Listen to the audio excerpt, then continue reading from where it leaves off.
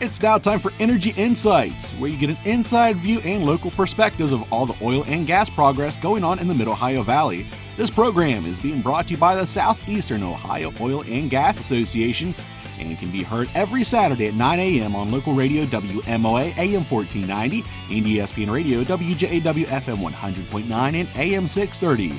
It's now time for the show. Here's Johnny Wharf, your local host.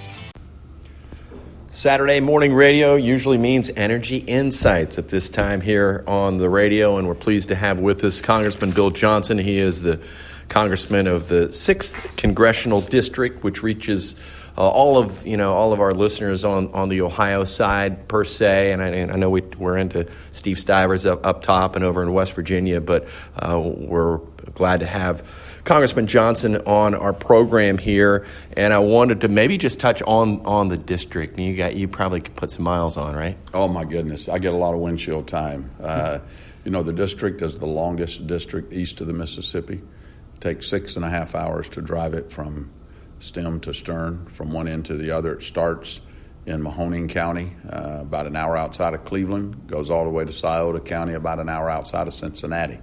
So it is a lot of territory to cover. And as it relates to the shale and Utica and the Marcellus play that we've seen, is that a good part of it? Oh, it's almost all of it in Ohio. Almost all of the oil and gas, the Marcellus and the Utica shale plays are under the feet of the people that I represent. Now, the rest of the state benefits, obviously, but a lot of the most of the resources under the feet of the people that I represent.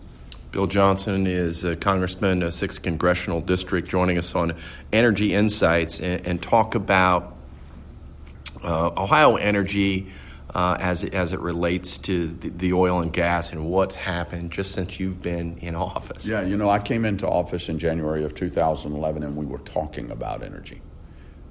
Here we are 10 years later. Our region provides over 30% of America's natural gas demand from right here in our region. The highest, the most prolific producing well in the state of Ohio is right over here in Monroe County.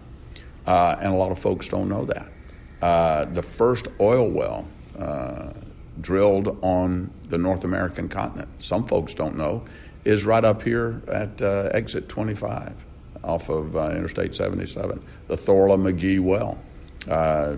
Ohio has been going after oil and gas for a very, very, very long time.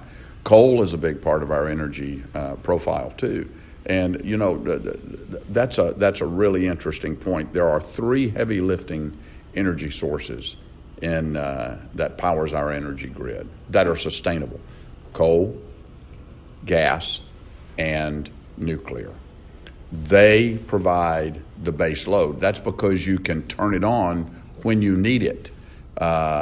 There's places in our energy profile for alternative energy sources, green energy sources like wind and solar and biofuels and others, but they don't provide that heavy lifting, the sustainable, on-demand capability that coal, gas, and nuclear do. We're lucky here in our region because we've got an abundance of natural gas. Yeah, so we think about the district, we think about Ohio, Pennsylvania, West Virginia, and what we've talked about, particularly as it relates to the Utica and the Marcellus.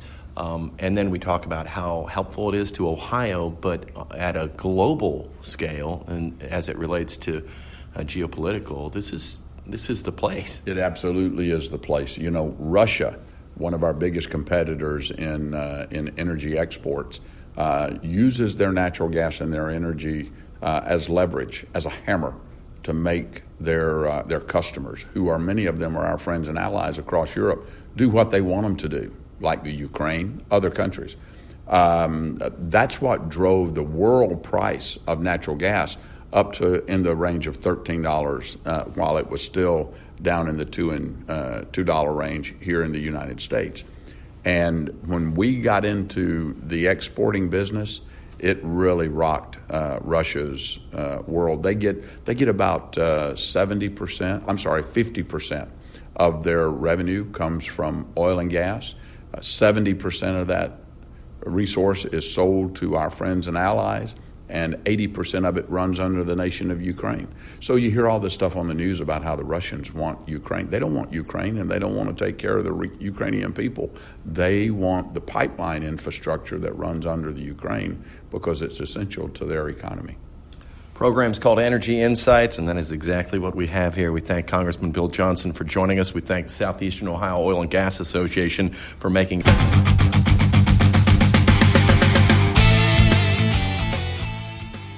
Thank you for listening to Energy Insights, brought to you by the Southeastern Ohio Oil and Gas Association.